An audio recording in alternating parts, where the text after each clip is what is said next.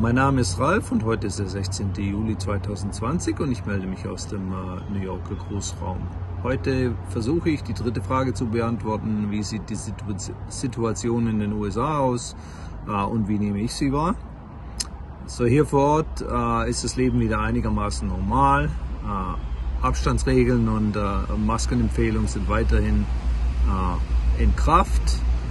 Die neuen Corona-Fälle halten sich in Grenzen hier im New Yorker Raum und im Alltag hat sich wieder fast alles normalisiert. Also der Straßenverkehr ist wieder so wie vor der Pandemie. Wartezeiten in Supermärkten sind nicht mehr sehr lange, also Leute haben sich daran gewöhnt an die Situation. Und die Regale sind mittlerweile auch voll. Man kann sogar Sachen wie Toilettenpapier und Desinfektionsmittel wiederfinden, die zumindest eine Zeit lang sehr schwer erhältlich waren. Was Möglichkeiten für Kinder angeht, also viele der Camps, die hier in den USA typisch sind für die Sommerferien, wurden abgesagt. Ein paar davon gibt es allerdings noch, vor allem solche, die im Freien stattfinden.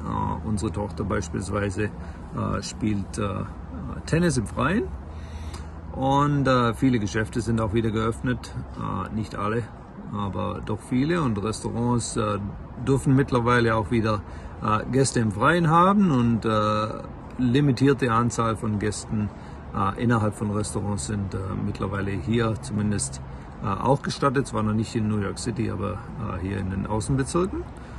Und Strände sind wieder offen und die Menschen halten sich auch größtenteils an die Abstandsregeln und die Maskenpflicht. Hier in New York sind noch keine endgültigen Entscheidungen gefallen, wie es weitergeht mit zum Beispiel Schul- und Uniunterricht. Also viele offene Fragen gibt es da noch, werden zwar verschiedene Szenarien diskutiert, aber noch ist unklar, wie der Unterricht hier vonstatten gehen wird. Also momentan sieht es so aus, wie wenn Kinder, die in der Grundschule sind, vielleicht nur ein paar Tage pro Woche in der Schule sind und den Rest von zu Hause Unterricht bekommen, und das gilt auch für die älteren Jahrgänge.